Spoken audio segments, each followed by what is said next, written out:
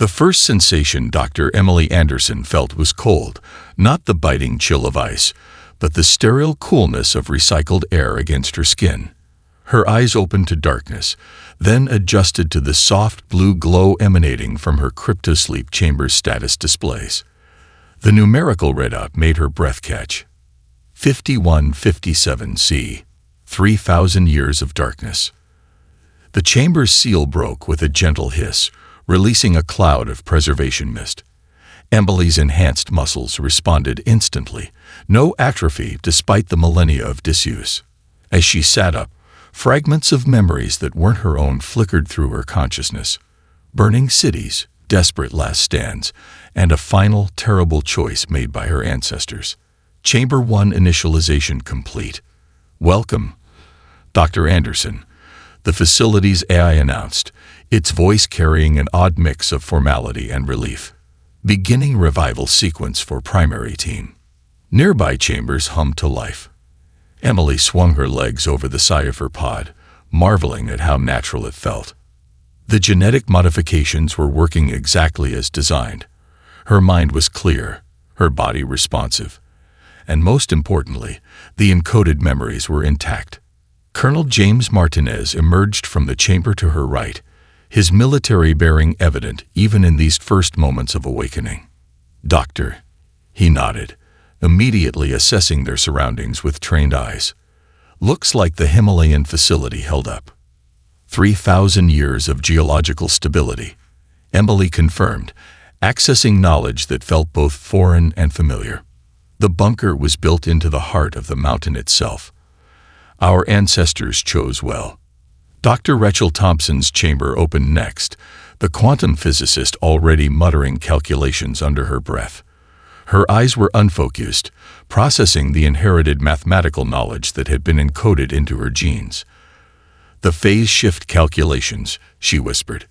"They're all here, everything they learned about the Nexer's weaknesses." More chambers activated in sequence.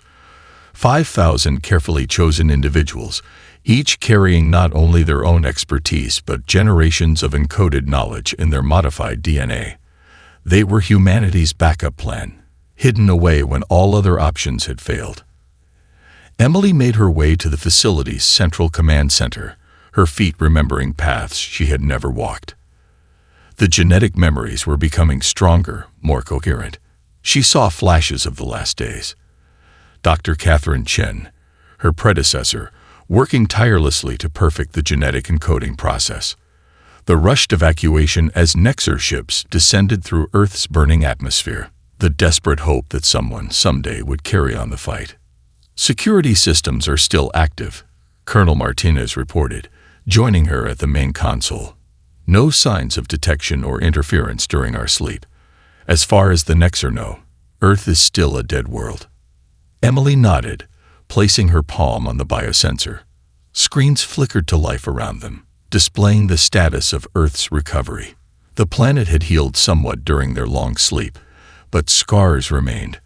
Vast swaths of crystallized Earth, where Nexer weapons had transformed entire continents. They thought they were preventing a threat, Dr. Thompson said, studying the data.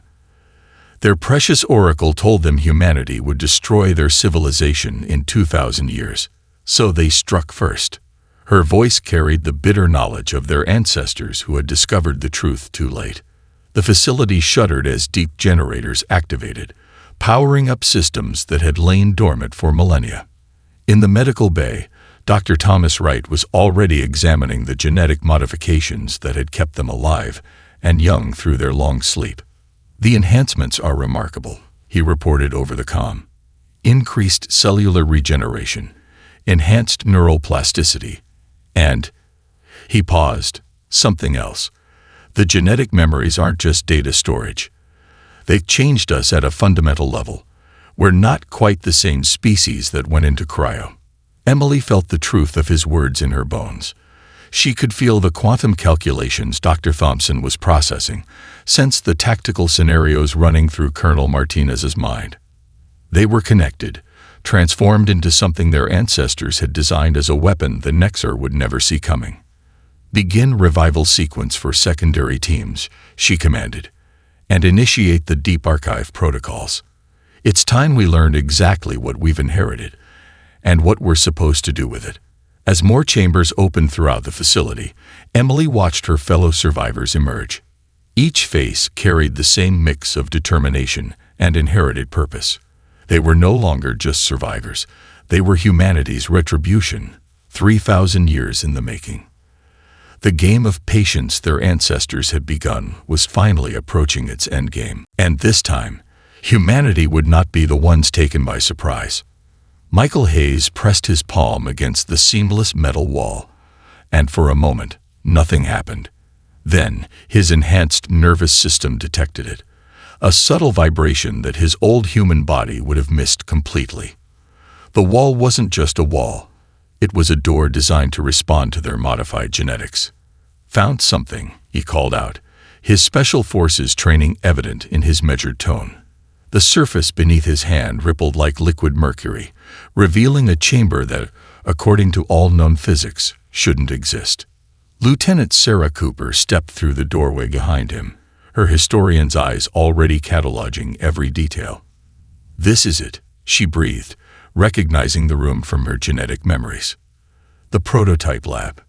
The chamber stretched impossibly far, its walls lined with weapons and devices that seemed to flicker in and out of existence. Some appeared to occupy multiple spaces simultaneously, while others bent light around them in ways that hurt the eyes to observe. "Our ancestors weren't just hiding from the Nexer," Sarah said, approaching a workstation that hummed to life at her presence. "They were preparing for this moment. Look at this." The holographic display activated, showing a recording of the original research team. Dr. Catherine Chen's face appeared, looking exhausted but determined. "If you're seeing this, the emergency preservation protocol succeeded. Everything in this facility was designed to be invisible to Nexer detection methods because it operates on principles their precognitive AI cannot process." Michael lifted what appeared to be a simple metal sphere from its cradle. The moment his enhanced neurons connected with it, the sphere vanished, though he could still feel its weight in his hand. "Phase shift technology," he muttered. "They cracked it before the end." More survivors filtered into the chamber. Dr. Rachel Thompson moved immediately to a quantum computation array, her fingers dancing across controls that responded to her genetic authentication. "These calculations, they're not just about hiding from the Nexer. Our ancestors found a flaw in their precognitive systems." The recording continued, showing scenes from humanity's last days.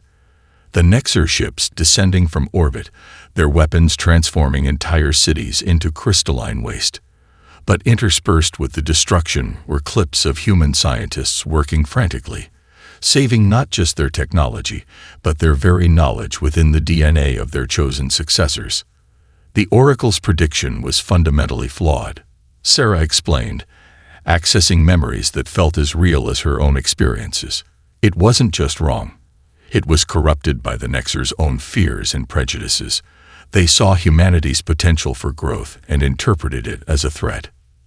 "Their mistake," Michael said, replacing the sphere, "was assuming we would develop along the same technological paths they did. But humanity's greatest strength has always been our ability to innovate in unexpected ways." Rachel's sudden intake of breath drew their attention. She had accessed the facility's primary database, and her expression was one of wonder mixed with vindication. The Nexer's Oracle can only predict actions that follow logical progression. It's like a chess computer, incredibly powerful, but ultimately limited by its own rules. Our ancestors discovered that human consciousness, especially our capacity for genuine randomness and intuitive leaps, creates blind spots in its predictions. Michael moved to a weapons rack that held what looked like conventional firearms, but their design incorporated the same phase shift technology as the sphere. So they built an arsenal that operates outside those rules. Weapons that exist in quantum uncertainty.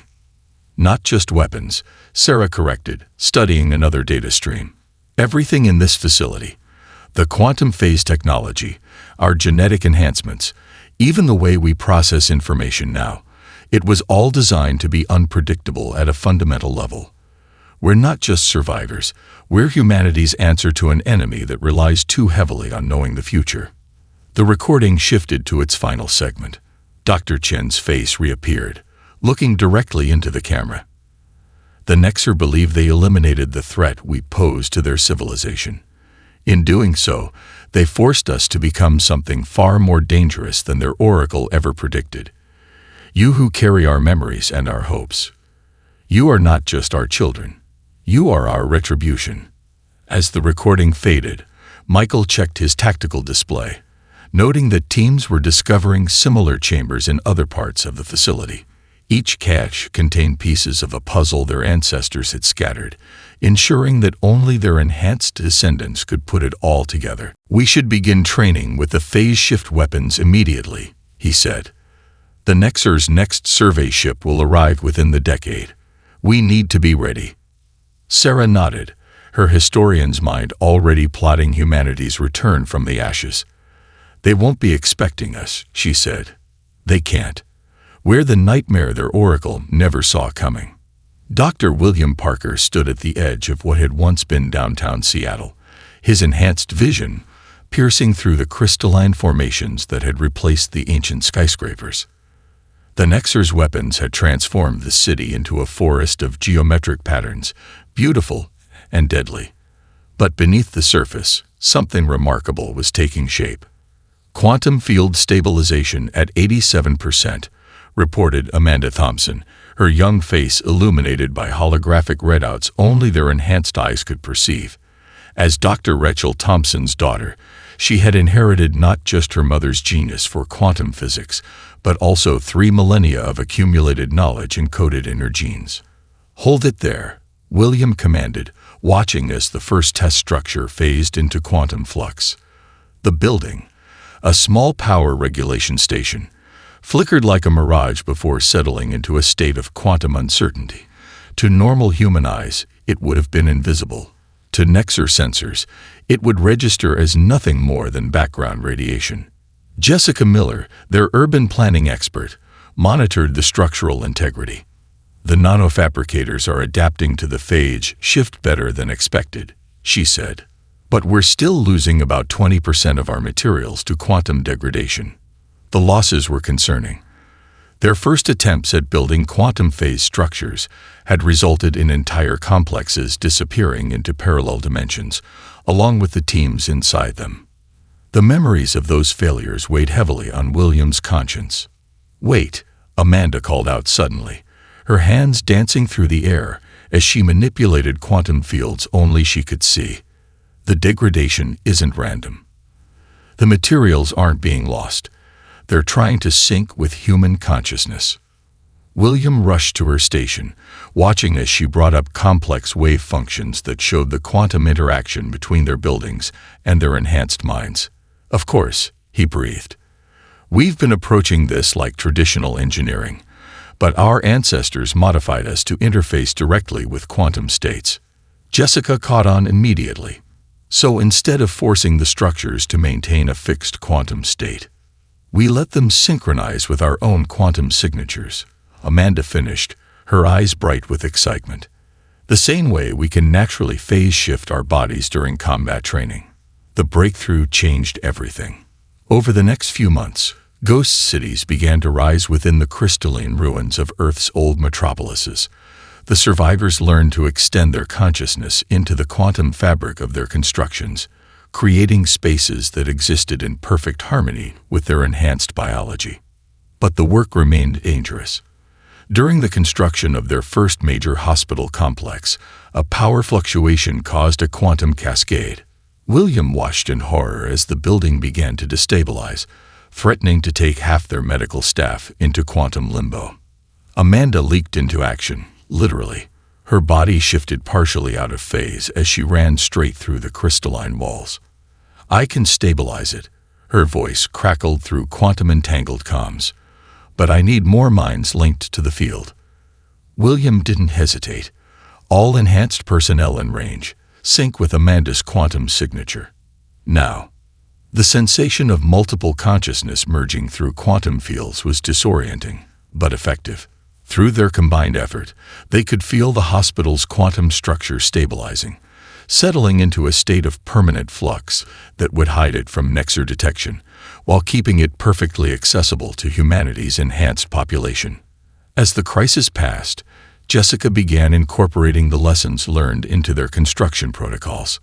"We're not just building cities," she observed, watching as more structures rose within the ruins, invisible to the outside world. "We're creating a completely new form of human civilization." William nodded, understanding the full implications. Every building, every power plant, every piece of infrastructure they created existed in a state of quantum uncertainty, maintained by the collective consciousness of humanity's enhanced survivors. They were becoming something that defied conventional physics, a ghost civilization rising from Earth's ashes. "The Nexer destroyed our cities because their oracle told them they had to," Amanda said, her young face showing wisdom beyond her years. "But in doing so, they forced us to build something their precognitive AI can't even comprehend. We're not hiding in the ruins of our world anymore. We're transforming them into our greatest defense." As the sun set behind the crystalline spires, William watched their quantum-phased city shimmer like a mirage in the desert. Somewhere up there, the Nexer continued their patrols, their sensors scanning for signs of human advancement. But they were looking for the wrong things, unable to see that humanity had evolved beyond their ability to perceive or predict. The ghost cities would continue to grow, hidden in plain sight, until the day came for humanity to reveal itself once again to the galaxy. And when that day arrived, the Nexer would learn that their worst fears about human potential had fallen far short of reality. Commander David Wilson stood in the quantum-phased observation post, watching the Nexer survey ship descend through Earth's atmosphere. The massive vessel gleamed with an almost organic iridescence, its hull covered in sensor arrays that probed the planet's surface. His enhanced vision could pick out details that would have been invisible to his ancestors, the subtle patterns of energy that indicated active scanning systems. "They're right on schedule," Lieutenant Rebecca Torres reported from her monitoring station. "Just like the genetic memories showed us, every 1,000 years, like clockwork." The observation post, like all of humanity's new infrastructure, existed in a state of quantum uncertainty. To the Nexer's advanced sensors, they were nothing more than background radiation, invisible ghosts watching their ancient enemies return. "Multiple scanner types active." Dr. Thompson's voice came through the quantum-entangled comms. "Gravitational, electromagnetic, subspace. They're being thorough this time." David felt his enhanced muscles tense. The Nexer had brought more scanning equipment than previous surveys had indicated. Had they detected something? A whisper of their hidden civilization. Young Kevin Reynolds, their most talented quantum pilot, monitored the phase shift harmonics that kept them hidden. At 25, he represented the first generation born with the enhanced genetics, and his intuitive grasp of quantum mechanics had made him invaluable to their survival. "They're deploying ground teams," Kevin announced, his hands dancing through holographic controls. 3 dropships, heading for the old city centers. One's coming right for the Seattle ruins. David watched as the sleek Nexer craft descended toward their position. The aliens emerged in their environmental suits, their movements precise and mechanical. Through his enhanced vision, he could see the constant stream of data flowing between the survey team and their ship. Every observation, every measurement, being fed directly into their precious oracle for analysis. "They're following the exact search pattern from their last survey," Rebecca noted, comparing the data to their ancestral records. "They're not expecting to find anything new, just confirming their victory." The tension in the observation post ratcheted up as a Nexer scout approached their position. The alien was less than 10 meters from their quantum phase wall, its sensor wand sweeping the crystalline formations that had once been Seattle's buildings. Suddenly, Kevin's displays flared red. "Phase shift fluctuation. The scout's sensors are resonating with our quantum field." David's enhanced mind processed options faster than any unmodified human could have managed. "Can you compensate?" "Not without creating a noticeable energy spike." Kevin replied, his fingers blurring over the controls. The scout's getting readings it doesn't understand. It's about to call for backup. In that moment, Kevin made a decision that would haunt him for years to come. His consciousness dove deep into the quantum fields, manipulating reality in ways their ancestors had only theorized about. He created a localized quantum event that masked their facility's energy signature by temporarily taking a portion of his own consciousness out of phase with normal spacetime. The scout's sensors returned to normal, but Kevin's face had gone pale. Part of his mind was now permanently shifted, giving him an unsettling 1,000-yard stare as he perpetually perceived multiple quantum states simultaneously. Target is moving away, Rebecca reported softly, casting worried glances at Kevin. They're writing off the anomaly as background quantum flux from the crystallization process. Hours passed as the Nexer methodically surveyed the ruins. David watched them collect samples, take readings, and document what they believed to be a dead world. Finally, the survey ships ascended back to their mother vessel. They're transmitting their report, Dr. Thompson announced over comms. According to our quantum intercepts, they're logging Earth as status unchanged. Previous cleansing action remains effective. Indigenous population remains at primitive survival level, showing no signs of technological recovery. The tension in the observation post gradually eased, but David couldn't shake the image of Kevin's sacrifice. The young pilot sat at his station, his eyes focused on things no one else could see, the price of maintaining their secrecy etched into his very consciousness. "Send a priority alert to medical," David ordered quietly. "We need to document what happened here. Kevin may have just shown us a new aspect of our quantum capabilities, but we need to understand the costs." As the Nexer ship vanished into orbit, David placed a hand on Kevin's shoulder. The young man turned, his eyes briefly focusing on normal spacetime. "They never saw us, Commander," he said with a slight smile. "That's what matters." David nodded, but his heart was heavy. They had maintained their secret, but they'd learned a harsh lesson about the price of invisibility. As humanity prepared for eventual revelation and retribution, they would need to remember that every advancement, every victory, came with its own cost. The Nexer would return in another 1,000 years, expecting to find the same dead world. Instead, they would find something their oracle could never have predicted: a humanity transformed by necessity into beings that could walk between the quantum shadows of reality itself. Admiral Jennifer Masters stood on the bridge of the Ghost Fleet's flagship, Prometheus Unbound, as it phased into normal space at the edge of the Alpha Centauri system. The ship's quantum state stabilized, though to any outside observer, it remained completely invisible.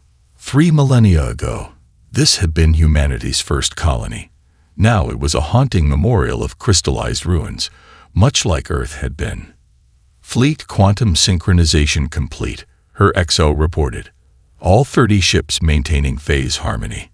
The Ghost Fleet represented humanity's greatest technological achievement since their awakening. Each vessel could shift between normal spacetime and the quantum realm at will, their enhanced crews intimately connected to their ship's quantum cores. Lieutenant Ryan Cooper, Sarah's grandson, and their lead tactical officer, studied the sensor readings. "Heavy Nexer presence in the inner system," he reported. "They've built research facilities on the ruins of New Armstrong Base. They're using our old technology. Corrupted versions of it." Jennifer's enhanced vision zoomed in on the Nexer installations. The aliens had taken humanity's abandoned innovations and twisted them, trying to force them to work within their rigid, predictable frameworks. It was almost painful to watch. "Launch the quantum probes," she ordered. "Let's see what else they've been doing with our legacy." The probes, barely larger than basketballs, phased out of the ships and streamed toward the Nexer facilities. These devices, piloted remotely by operators using technology derived from Kevin Reynolds' accidental discovery, could perceive multiple quantum states simultaneously. "Admiral," Ryan called out, his voice tight with controlled anger. "You need to see this." The probe data painted a damning picture. The Nexar hadn't just occupied their abandoned colonies, they'd been systematically stripping them of resources and technology. Massive automated facilities processed the crystallized ruins of human cities, extracting both materials and technological artifacts. They're trying to understand how we think, Jennifer realized. They're studying our ruins, our technology, trying to prevent the future their oracle warned them about. But they still don't understand. The fleet moved deeper into the system, maintaining perfect quantum invisibility. Jennifer remembered the genetic memories of this place. The thriving colonies, the research stations, the dreams of a multi-star civilization, all shattered by the Nexar's preemptive strike. "Ma'am," Ryan interrupted her thoughts, "I'm detecting quantum fluctuations from one of the research facilities. They're similar to our phase shift technology." Jennifer's enhanced mind raced through the implications. They're trying to recreate our quantum technology using their logical frameworks. That's dangerous. She knew from their own development process how catastrophic uncontrolled quantum experiments could be. "Preparing insertion teams," Ryan announced. Teams of quantum-enhanced operators were already suiting up in their phase shift armor. "We can plant the quantum seeds while they're distracted by their research." The quantum seeds were another innovation born from necessity. Microscopic devices that could be hidden within Nexar systems, gradually altering their quantum states to create blind spots in their precognitive technology. Each one was a tiny piece of a massive plan 3,000 years in the making. "Begin the operation," Jennifer ordered. "But remember, no direct contact. We're ghosts here, nothing more." The insertion teams deployed, moving through solid matter as if it didn't exist. Jennifer watched through their quantum-linked feeds as they navigated the Nexar facilities, placing quantum seeds in key locations. The aliens, so dependent on their technology to predict threats, never noticed the invisible humans walking among them. Ryan coordinated the teams with precision, his enhanced mind processing multiple quantum states simultaneously. "Last team reporting success," he announced finally. "Seeds are planted and dormant. When the time comes, the Nexar's precious oracle will be blind." Jennifer finished. She allowed herself a small smile. "What's the status of their quantum research?" "Failed attempts, mostly. They're trying to force quantum uncertainty into predictable patterns. It's like they're trying to cage chaos itself." Jennifer nodded. The Nexar's fundamental inability to accept uncertainty would be their undoing. While they tried to force the quantum realm to obey their rules, humanity had learned to embrace its chaotic nature. "Set course for the Taw City colony ruins," she ordered. "We have more seeds to plant, more memories to avenge." As the ghost fleet phased back into the quantum realm, Jennifer thought about the future they were building. The Nexar believed they had eliminated a threat, but instead, they had forced humanity to evolve into something far more dangerous, a civilization that could walk between realities, striking from shadows their enemy couldn't even perceive. The real war hadn't even begun. But when it did, the Nexar would learn that their oracle's worst predictions had fallen far short of the reality they had created through their own actions. General Thomas Anderson watched from the quantum-shifted observation deck as Marine Captain Lisa Martinez's strike team phased through solid matter during their training exercise. Their movements were poetry in motion, one moment solid, the next ghosting through crystalline barriers as if they didn't exist. But it was the newest addition to their arsenal that truly captured his attention. "Neural quantum randomization is holding steady," Dr. Alexander Mitchell reported, monitoring the team's brainwave patterns. "They're successfully generating truly random tactical decisions that even our test oracle can't predict." The breakthrough had come after months of studying Kevin Reynolds' condition. What had initially seemed like a tragedy had revealed new possibilities in human consciousness. By carefully controlled partial phase shifting, they could now make their very thoughts impossible to predict. "Show me the oracle's prediction stream," Thomas ordered. The holographic display showed thousands of potential futures branching and collapsing, but none of them matched what Lisa's team was actually doing. The quantum randomization of their decision-making processes created a kind of tactical chaos that no predictive system could parse. "Sir," a junior officer burst into the command center, his enhanced metabolism showing signs of stress. "We're picking up Nexar communications. They're planning a cleansing operation on 3 of the surviving human enclaves we detected. They're calling it preventative maintenance." Thomas felt his enhanced muscles tense.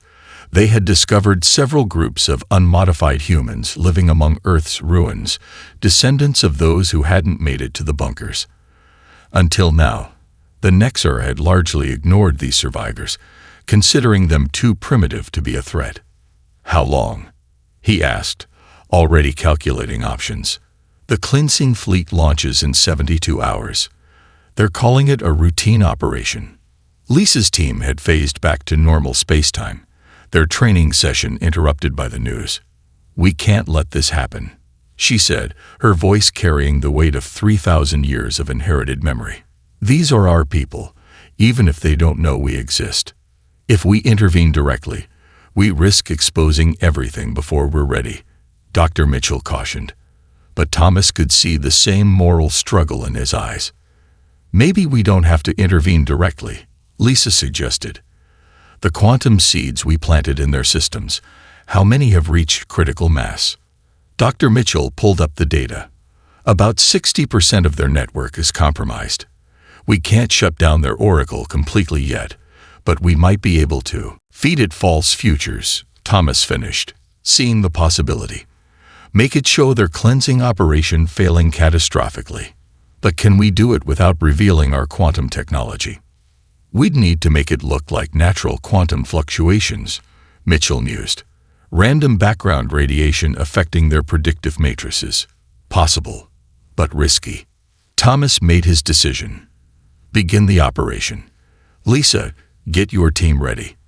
If the oracle hack doesn't work, we'll need to be ready for a hot extraction of those survivors. Better to expose ourselves than to watch another massacre." The next 72 hours were a masterclass in quantum warfare. Dr. Mitchell's team worked tirelessly, using their planted quantum seeds to corrupt the Nexar oracle's predictions. They showed the cleansing operation failing in thousands of different ways: ships malfunctioning, weapons backfiring, mysterious radiation storms appearing from nowhere. "They're debating in their command council," reported their quantum surveillance team. "The oracle's predictions are making them nervous. Some are arguing for postponement." Thomas watched the Nexar communications with growing tension. 3,000 years ago, humanity had been helpless against their technology. Now they were turning that same technology against them, using uncertainty as a weapon. Finally, the decision came. The Nexar, unwilling to risk an operation their oracle couldn't confidently predict, stood down their cleansing fleet. "It worked," Lisa breathed, relief evident in her voice. "We saved them without firing a shot." "More than that," Thomas said, studying the aftermath. "We've proven that our quantum insurgency strategy is viable. The Nexar are slaves to their predictions. When those predictions become unreliable, they become paralyzed." Dr. Mitchell's displays showed the quantum seeds continuing to spread through the Nexar's networks, creating ever larger areas of uncertainty in their once perfect predictive systems. At current rates of propagation, their entire oracle network will be compromised within months. When we finally reveal ourselves, they'll be facing an enemy they literally cannot predict, Thomas finished. An enemy that can turn their own technology against them. An enemy they created through their own actions. Lisa's team had resumed their training, but now there was a new intensity to their movements. They weren't just practicing anymore. They were preparing for the day when humanity would step out of the quantum shadows and show the galaxy what 3,000 years of evolution in the dark had created. Admiral Jennifer Masters stood on the bridge of humanity's dawn as the combined Ghost Fleet prepared for their simultaneous phase shift. 50 battle groups positioned near critical Nexar worlds, all waiting for her command. The quantum seeds they'd planted had finally reached critical mass throughout the Oracle network. All ships reporting quantum synchronization complete, Colonel Kevin Reynolds announced. His partially phase-shifted consciousness made him the perfect coordinator for this operation. Through his quantum-enhanced perception, he could simultaneously monitor all 50 battle groups in real time. The Nexer still have no idea we're here, Lieutenant Ryan Cooper reported from Tactical. Their orbital defense networks are dormant. The Oracle is feeding them nothing but clear skies and routine predictions. Jennifer took a deep breath, feeling the weight of 3,000 years of waiting.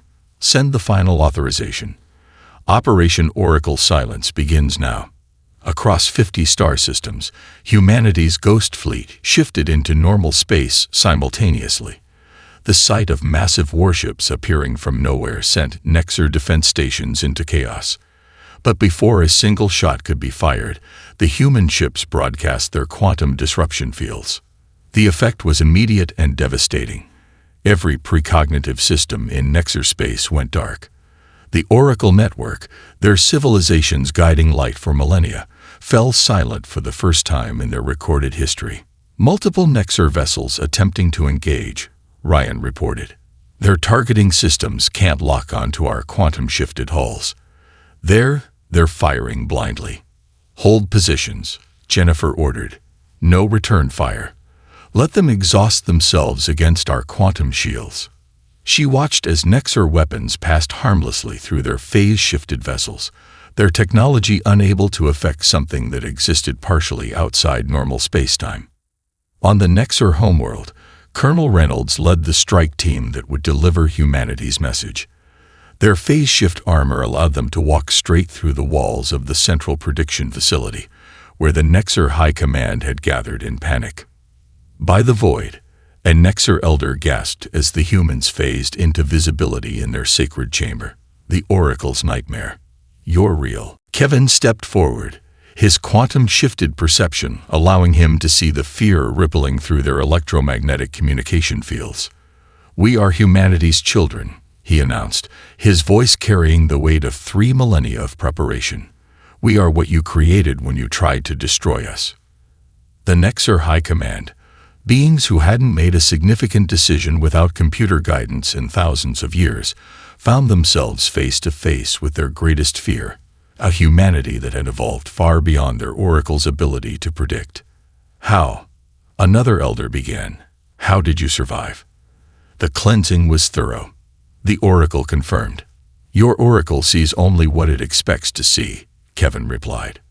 You relied so heavily on prediction that you forgot the importance of observation.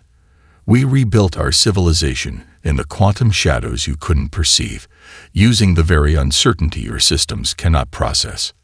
Jennifer's voice came through the quantum-linked comm system, broadcasting to every Nexer world simultaneously. 3,000 years ago, your civilization committed genocide based on a flawed prediction. You thought you were preventing a threat, but instead, you forced us to evolve into something far more dangerous than your Oracle ever predicted. The Nexer leaders huddled together, their electromagnetic fields chaotic with fear and confusion. Without the Oracle's guidance, they seemed almost childlike in their uncertainty. But we're not here for revenge, Kevin continued, watching the surprise ripple through their fields. We're here to show you the fundamental flaw in your civilization. Your dependence on prediction has become your greatest weakness. As if to emphasize his point, a young Nexer scientist burst into the chamber. High ones, it transmitted frantically. We've discovered corrupted code throughout the Oracle network. The predictions, they've been compromised for months. Every decision we've made has been based on false data.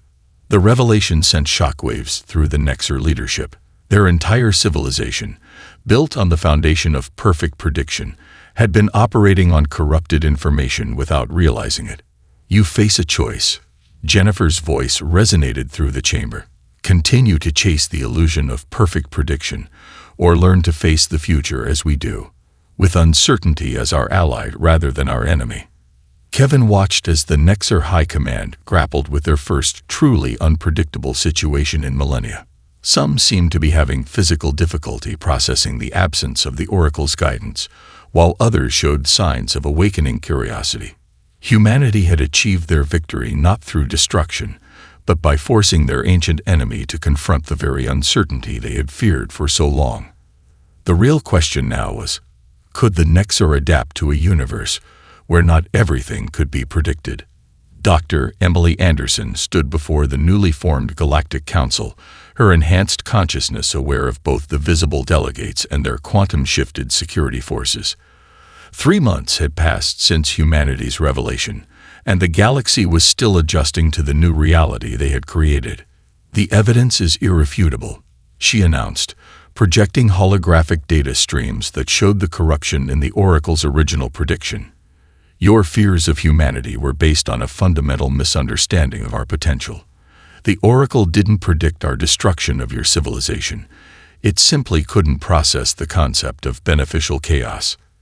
In the council chamber, Truth Seeker, the young Nexar scientist who had first discovered the Oracle's corruption, moved forward. Its electromagnetic field pulsed with what Emily had learned to recognize as enthusiasm. "We have confirmed Dr. Anderson's findings," it transmitted. "Our ancestors' reliance on predictive technology created a self-fulfilling prophecy. They saw humanity's capacity for randomness as a threat rather than a strength." Colonel Kevin Reynolds, standing quietly in the shadows, smiled. His partially phase-shifted consciousness could perceive the quantum ripples of change spreading through Nexar society. Many of the younger generation had embraced uncertainty with unexpected vigor, their minds freed from the Oracle's rigid predictions. "But this revelation comes with a choice," Emily continued. "The Galactic Accord we propose isn't about dominance or submission. It's about balance, between order and chaos, between prediction and adaptation." The Nexar High Command, stripped of their predictive crutch, had spent weeks in heated debate. Some called for immediate surrender, while others demanded a fight to the death. In the end, it was Truth Seeker's faction that had prevailed, arguing for a third path. "We accept the terms of the Accord," the Nexar Elder Speaker announced, its field patterns showing both fear and hope. "Our civilization will submit to oversight, and we will begin the process of integrating uncertainty into our decision-making processes." Emily nodded, feeling the weight of 3,000 years lifting from humanity's shoulders. "Then let the reconstruction begin. Our quantum technology will be shared, not as a weapon, but as a tool for understanding the fundamental nature of reality." Truth Seeker moved to stand beside her, a powerful symbol of cooperation that would have been unthinkable months ago. "Already, we're seeing remarkable advances. By combining human intuition with Nexar precision, we've made breakthroughs that neither of our species could have achieved alone." The chamber's quantum field rippled as Amanda Thompson, now head of the Joint Research Initiative, phase-shifted into visibility. "The first joint colony ships are ready," she announced. Teams of human and Nexar scientists, working together to explore the regions of space the Oracle marked as unpredictable. Emily's great-granddaughter, Catherine Anderson, stepped forward to present the next phase of their plan. At 22, she represented humanity's future, born with enhanced genetics, but raised to value both uncertainty and wisdom. "Our long-range quantum probes have detected signs of other civilizations," Catherine reported. "Species that may have been hidden by the Oracle's blind spots. The expedition fleet stands ready to make contact." The council chamber erupted in discussion, both verbal and electromagnetic. The possibility of more hidden civilizations challenged everything the Nexar had believed about their galaxy. But this time, the uncertainty generated excitement rather than fear. 3,000 years ago, Emily addressed the council.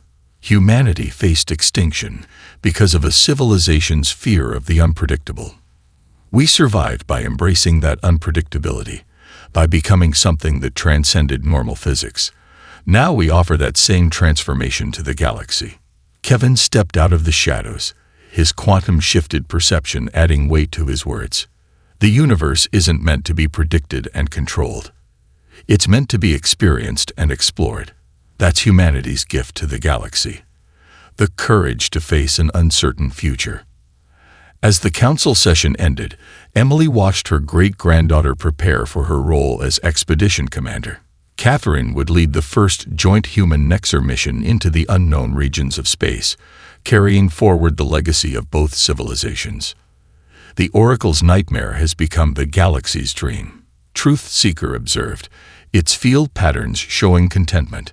Perhaps that was the true prediction all along, not that humanity would destroy civilization, but that you would transform it.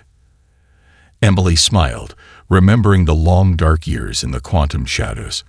They had emerged not as conquerors or destroyers, but as teachers, showing the galaxy that true strength lay not in predicting the future, but in being ready to face it, whatever it might bring. The chains of fate had been broken, and the age of uncertainty had begun.